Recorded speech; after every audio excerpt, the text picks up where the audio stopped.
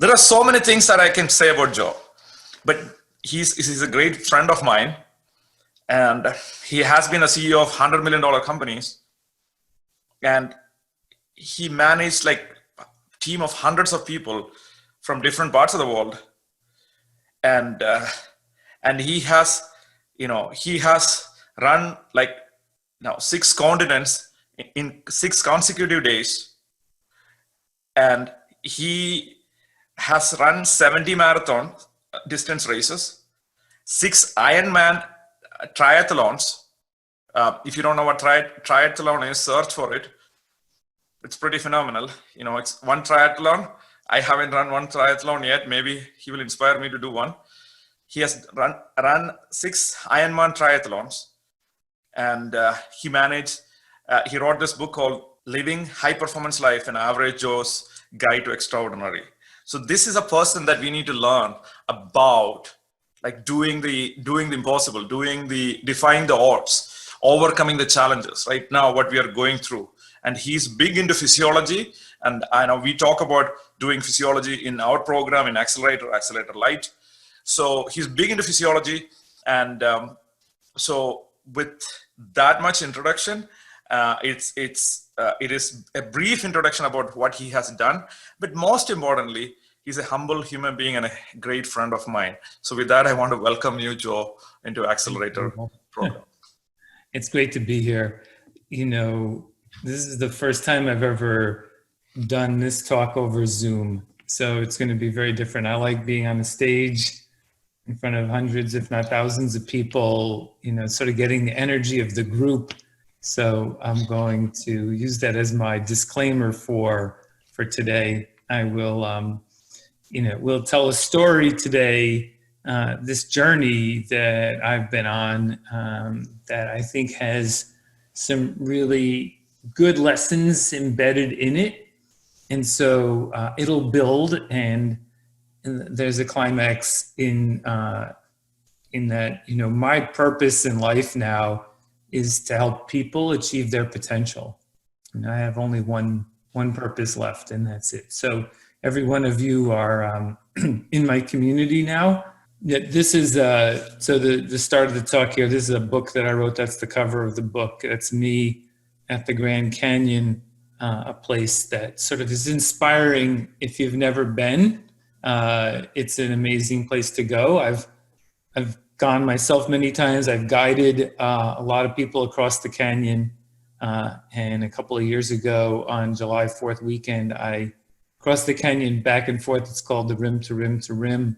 It was 120 degrees, and it took about 12 hours to go back and forth. And it was quite a story because I ran out of water, and and there were some tragedies that day. So, you find out a lot about yourself when you put yourself in these circumstances. But I'm going to sort of jump right in, and this idea of a question to start with, which is, what is high performance and why does it apply to me? I think too often we use those two words together to talk about other people, a sports player, an entertainer, a Nobel laureate. That's what we might think of as high performance, but high performance is actually all about ourselves. It's about our relative measure against where we've been and where we're going. And so the premise that I'm going to lay out in this and in the book was that you can start quite ordinary, which we'll talk about, and turn that into extraordinary. And by using your own metrics around high performance, you can make it applicable to yourself, and it doesn't have to be, something that's for others. And so you might say, well, why? Why would this matter at all?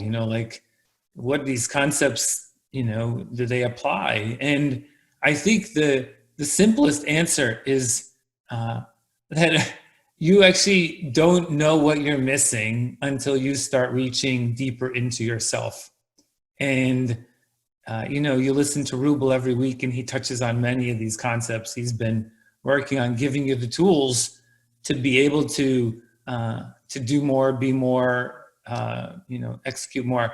But really, in fact, the why is the question on the other side would be, why not? Why would you have an asset and underuse it. You know, in your businesses, you're always using assets to the best degree possible, but the number one asset you have is this system here. And, you know, much of what, you know, I want to think about is that there's a spirit and a science to everything I'm going to talk about and why it works. And it's harder to define the spirit, but there is a lot of science that makes this work.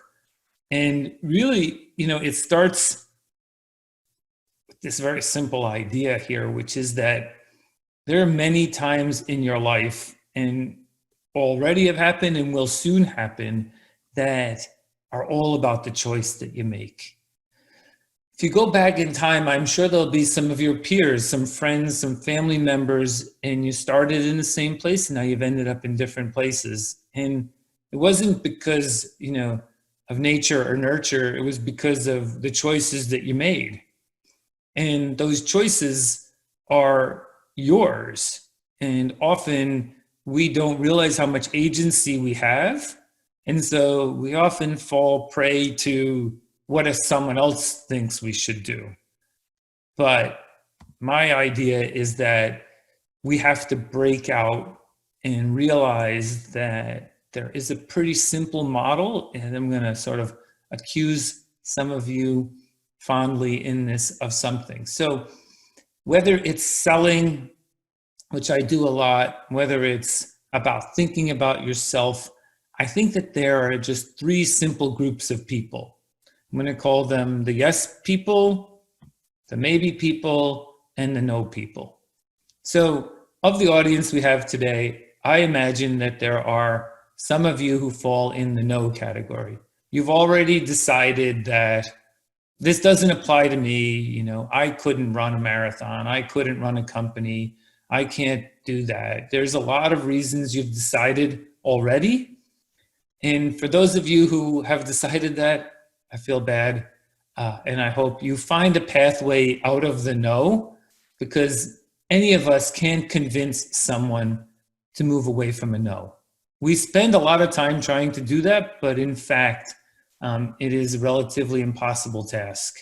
And so what I'd like to think about is the other two groups of people that we might fall into. The yeses are easy. You know, you're already in, you have decided and committed, and you're working on your plan, you're in this program, and, you know, we can do a lot together because you've already sort of got the spirit aligned. And then the maybes who have conditions. You know, maybe I'll run with you tomorrow if it's not raining. You know, maybe I'll take that job if you have the right title for me. You know, maybe I'll be your friend if you buy me dinner. I don't care what the conditions are, but you have something slightly in the way, and we have to address those conditions for you to ultimately have the opportunity. Because until you get to the yes category, this system that we run, and I always call ourselves a system because it's so complicated, I can't think of how to characterize ourselves any other way, but let's make a presumption that all of us have 100% of capability. 100%. We don't know what that measure is. It's an abstract concept, but what I would offer is most days we don't operate at 100%. I don't know if I ever have. Some days we're operating at 50%. I didn't sleep well, stress, family, work, COVID-19. There's a lot of things that just take and decrease our potential in that day. If you don't start in the yes category, I would argue that you might be able to get to 80% if you're a maybe. You just can't get to 100 until you take those conditions out of the way. That doesn't mean that we don't think about what we need to accomplish, but got to get them out of the way in terms of a blocker. And, you know, I put this sort of fondly up here because, you know, I believe that I've, over my life, become a yes. I didn't start there. And this is a picture of what happens when you're a yes. That's me with two of my daughters.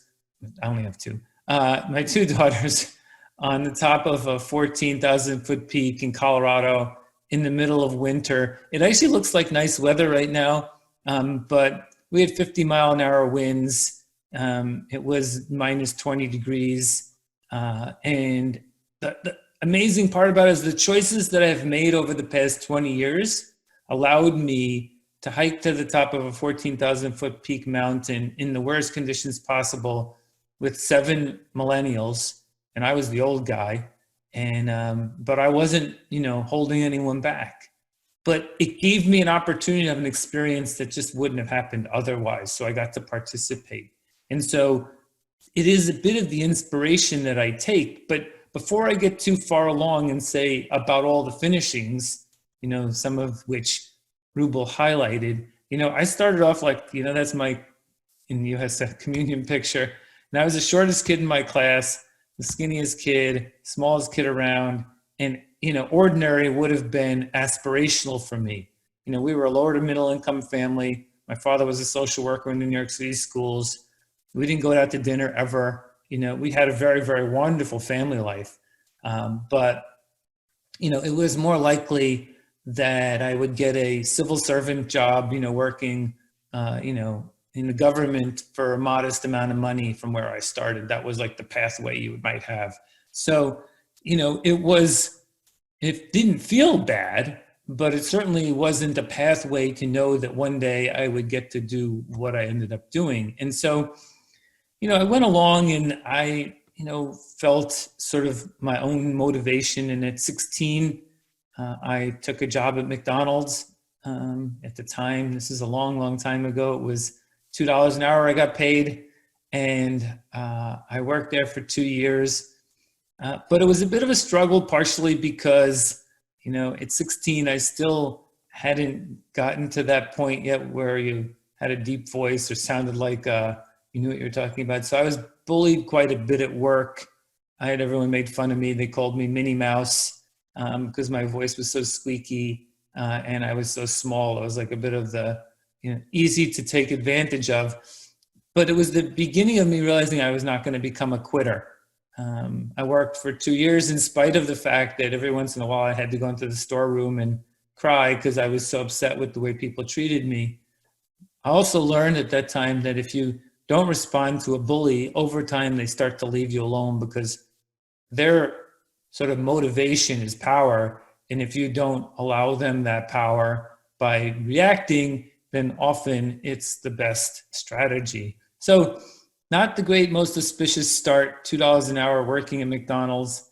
I did years later as a consultant at Ernst & Young get to go back to headquarters at McDonald's, and it was fun to get back there many, many years later. And what I started to realize was that every one of these moments that you hit that are a bit of a struggle, I feel like you have one of two choices. It's either the beginning or the end. It's hard to see the beginning, There are businesses right now that are finding amazing opportunity. And even the ones struggling have amazing opportunity if you think of it as the beginning. But if you think of it as the end, then you'll end up in a circumstance where you don't achieve what your potential is, or in fact, the people you're responsible for will end up as a victim. And so even at McDonald's at that stage, I didn't quit.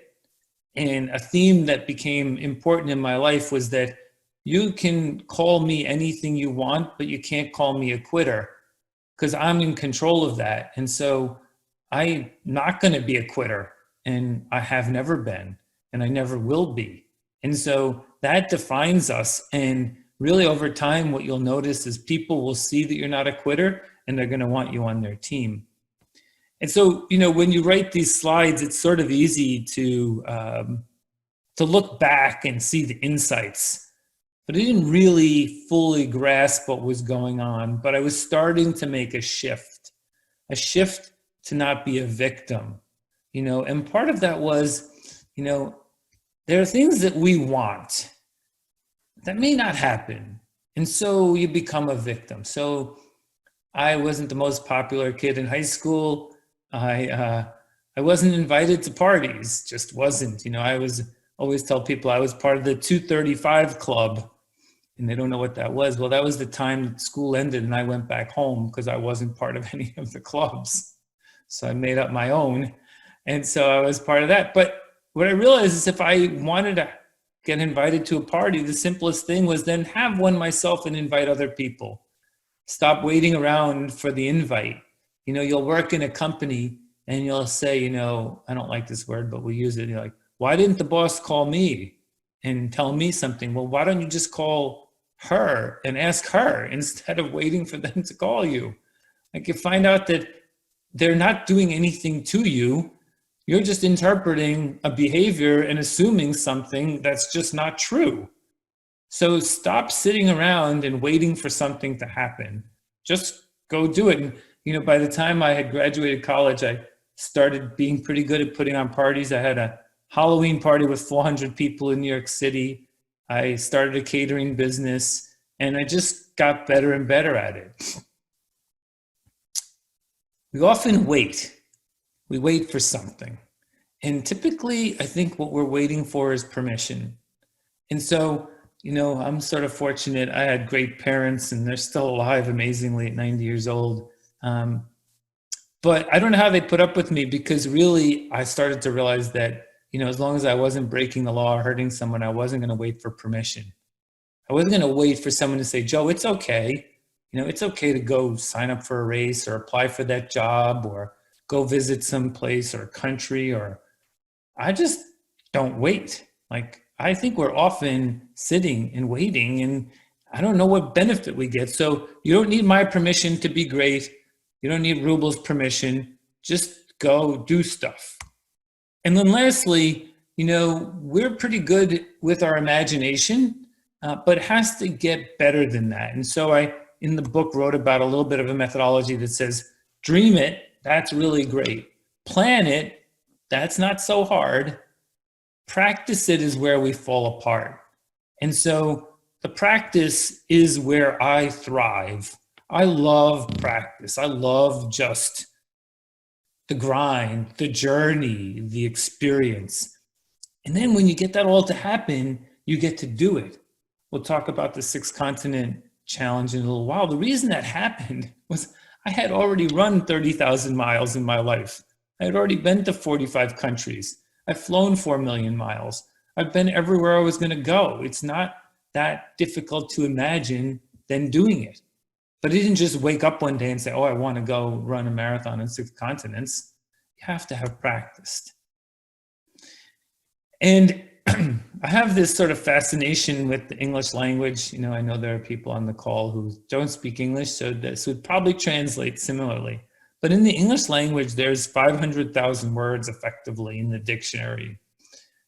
Most of us use 5,000 to 8,000 of those words a day. Really smart people might use 80,000 words. But there's one word I just don't understand why it's in the dictionary. It was the word can't. And so, metaphorically, I would love to petition Oxford or Webster's to take that word out of the dictionary, because when you say you can't do something, you've made a decision before you've even tried. So, I can't run a mile. Well, maybe what you should do is just try and then find out you didn't. So I won't do something is okay, but don't give up and say I can't. Like, I won't do something is actively taking responsibility for yourself and not making an excuse.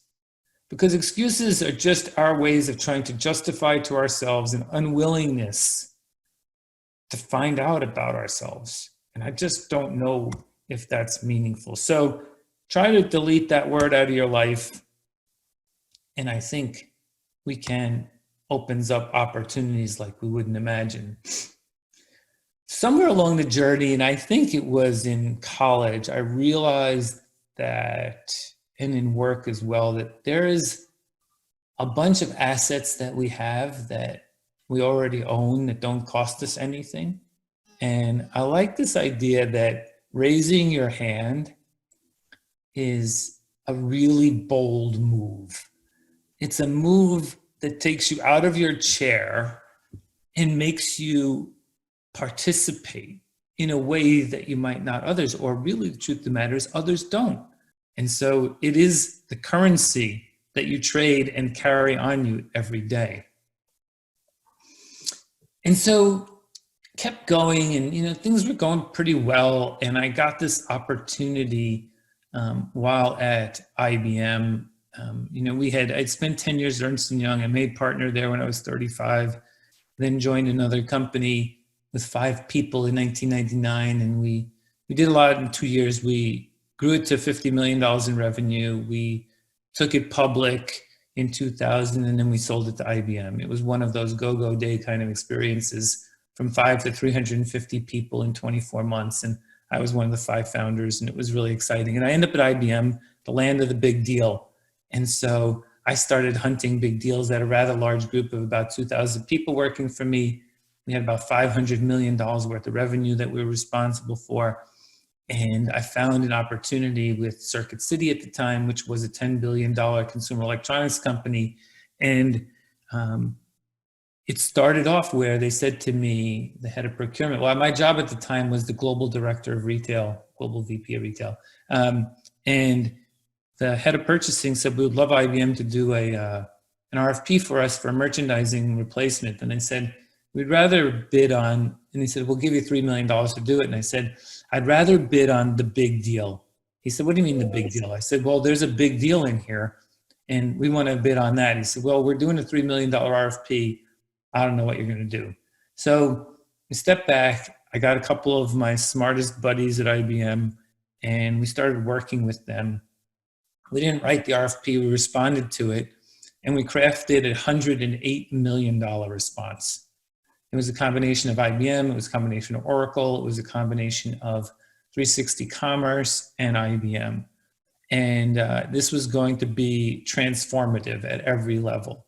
We presented to the board of directors, we got the verbal approval, and so I'm sitting in front of a $108 million deal, the biggest deal I've ever led. It took us 9 months, it was a 500-page response, it was amazing. Remember, it started as 3, it turned into 108. So September 30th, well, 29th of 2005 was a Thursday.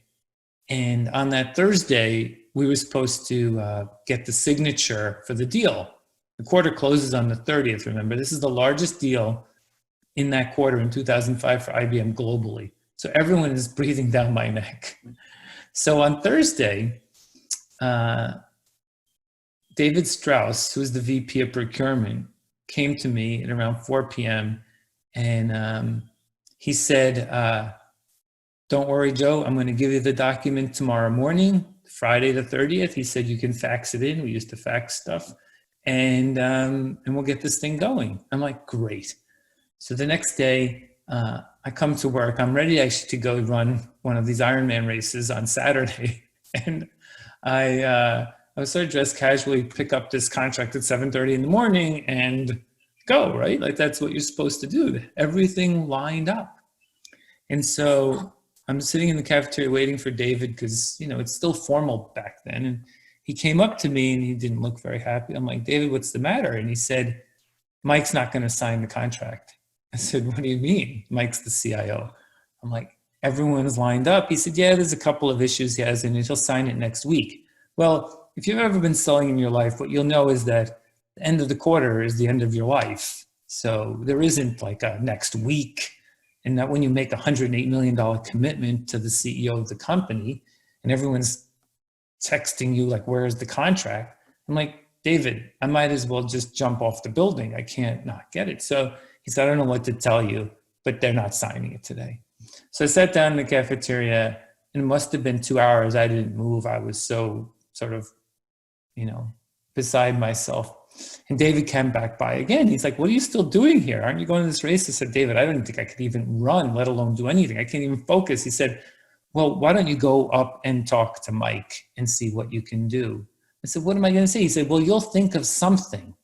I said, think of something? That's a strategy? So I'm like, fine. Mike is the most formal guy you've ever met in your world in life. He's got this massive office that's like huge. I go up there, Sandy was his assistant, I said, Sandy, does Mike have time? I said, oh yeah, sure, he's waiting for you. So I go in. He's so much of a power guy that he's got a little button that automatically closes the door behind you. And we sit at his table.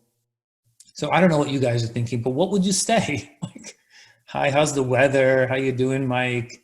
Like, I said, so Mike, you're gonna sign the contract? He said, no, we're not gonna sign it today. You know, you IBMers, you always want these things done. And sorry, but there's a couple of things we gotta get done. And the phone rang and it was Charles Phillips from Oracle, who ultimately became the CEO of Oracle. And he told Charles the same thing. He said, the IBM guys messed the thing up. We'll get you the contract next week. And Charles wasn't very happy either. So I knew I was going to get a call from him. So sorry, the story's going so long, but it always just brings back memories. So I'll get to the end of this. So I'm sitting there for a while. We're talking. And I said, look, Mike, let's go back over this contract and let's remind you of why you're supposed to do this. And I told him, the three things, and he said, okay. And so what I did at that moment was I took a pen out of my pocket, I put it in his hand, and I grasped his hand like this with the pen, and I said, sign the contract right now. Now, it was a move that I probably did just instinctually. And he said, okay, he signed the contract, and I walked out of there with a signed $108 million deal. What matters in that story is that it had to go to the end, the farthest you could possibly go, which was to actually literally put the pen in his hand. I've since then, to close deals, I've FedExed pens to people, to tell them what their job is at that moment. But you can't ever sort of quit before it's over. Now, don't know what would have ever happened, and I've stayed friends with him and for years, but it was quite a moment of sort of not knowing, but having the instinct to know how to get something to happen. And so life kept going on. You close deals like that, life is getting good. And then I'm in this big house, custom built house. I have a couple of BMWs. I joined the country club. We got 2 kids and a wife. And 20 years ago, I realized I ended up in the greatest rut of my life. You make $1 million in a year or something, and you're like, wow, that's it? You're 40 years old, and you figure you're going to do the same thing for the next 50 years. It's not the most inspiring place to end up. And I realized that I was going to have to do something very quickly. But before I got completely lined up behind it, I had put on an event, and at the end of the event, there was a lot of fun and games, and people were having beer and doing arm wrestling. And I tried to arm wrestle a guy, and I lost. And then I tried again, and I lost again. And I was like, wow, I was at the top, and now I'm feeling like I'm up at the bottom. And it's like, oh my gosh, I am like completely one-dimensional. I'm working 100 hours a week. I have nothing really going on in my life. You can't count the money in the bank anymore. You can't sort of just live at that other place, the place you never sort of expected you'd be to begin with, let alone a place that's satisfying. And I realized then that I was going to have to do something significantly. This was time for a reset at the deepest level. It wasn't going to be easy, but what I found was that the currency for change is available all the time for you. That currency, back to my dictionary, is there and available, and it's in the words that we can embrace. It isn't that I needed more money for reset. I needed to build a better optimistic view of the future. I had to develop some patience so that I could grow myself. I had to build physical endurance. What I know now is that a strong body carries a strong mind, and a weak body is not good. I also realized that I was making a lot of commitments to other people, but made no commitments to myself that I kept. One excuse after another after another. I had a lot of courage when I was working back in McDonald's, but I had gotten sort of like, I don't know, there's a stupid saying, fat, dumb, and happy. Everything was just so easy. Like, boy. And, and I realized that I was going to have to embrace this idea of grit, which is, this combination of endurance and perseverance over time. And so I figured the best way to do this would be to start some kind of commitment. So I, in 2000, started this spreadsheet. It was my accountability partner, and I was going to write down what I did every day, starting off with running a mile and doing 1 push-up, the way to build physical endurance. I've now kept track of what I've done for the past 20 years, every single day, and I count it every year, and I set new goals for myself every year, and it just continues to grow. And I found that the body was resilient, the mind was resilient, my whole life started to come together. And it wasn't just about physical fitness. You know, there was a year I decided I wanted to hang out with smart people. So what I did was I watched 1,000 TED Talks. You know, one year I thought it'd be really good to read more, and I read a book a week. You know, I decided that it would be interesting to try to ride your bike 50 miles a day for a year. And I actually ended up doing it for 3 years. And then, you know, it just was like dream something up and just go do it. And, you know, yeah, some days it was hard to do and you were tired or it was raining or, you know, I don't know. After watching 1,000 TED Talks, by the way, they do feel repetitive. There's only so many ideas out there. But I learned a lot hanging out with smart people. And, you know, I started like where I wanted to be was this dream of adventure. And life was just starting to be like, oh, wow, this is pretty cool. So I kept pushing and I kept pushing. And as Ruble, you know, noted, I decided to go for this thing called an Ironman. And an Ironman triathlon is you swim 2.4 miles, you'll bike 112 miles, and then you run 26.2 miles marathon. And so I started when I was training when I was 45. I set the goal of getting it done by the time I was 50. And when I got 49, I was comfortable that I could go do it. And I finished my first Ironman in 2009. And that was awesome. And so I said, well, let's see if that was just a one-time event. And so I decided to go do it in 2010. And this was my 2010 experience. I got out of the water and was doing great, my best swim I've ever had. I was on the bike and I was just flying, and mile 90 on the bike ride, I had an accident. I actually don't really remember what happened, but I hit something, another bike, I think. I went over the handlebars. I was knocked unconscious, laying in the middle of the road, and I heard some voices say, don't move, don't move. And I didn't know who they were talking to, but I then realized it was me. And I got up, you know, after finding this out later, I ended up having 2 broken ribs. I have a broken kneecap. I tore my hip flexor. I was bleeding and a little groggy. And they're like, don't worry, we'll get you an ambulance. And I said, no, I think I'm fine. I'm going to get back on my bike. And so the bike had a bent fork, but that was okay. I only had 1 gear instead of 20, and that was okay. And I got on the bike and started riding about 6 miles an hour and figured I could just get to the transition and do 20 miles and finish up the bike ride. And I got to the transition and I'm like, well, maybe I could walk the marathon because, you know, maybe that's possible. It took a long time to put my sneakers on because it hurt so much. And I get to 13 miles and I was like, all right, I think I can maybe finish this. And then I realized that, you know, the Advil I took and this potato chips and Coke were only going to last so long. The pain was building, and a picture there, by the time I got to mile 20, it was pretty hard for those last 6 miles. It was very dark, not because the light was down, but it was dark because the sort of this overwhelming feeling that I was having. But, you know, I went there to become a finisher, and I didn't want a DNF, which was a do not finish. And so, yeah, it was a little bit uncomfortable, but I found my way to the end. And, you know, I found that you can endure beyond what you could imagine, which sort of pushes me to this idea of, you know, each day about living better, not necessarily longer, you know, but you go from some highs to some lows. And, but I still wasn't done, you know, I needed yet another journey through, as Joseph Campbell talks about it, you know, the belly of the whale. And so I was, you know, challenged.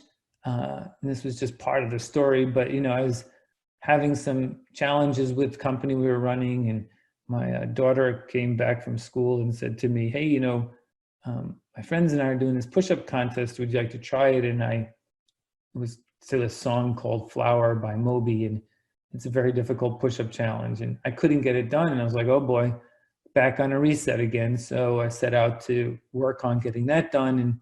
And in the process of learning what it was like to dedicate yourself yet again to something hard, I started blogging. And, you know, that was really mostly about my experience. And now I've been a blogger for 7.5 years. I've written every day. I haven't missed a day.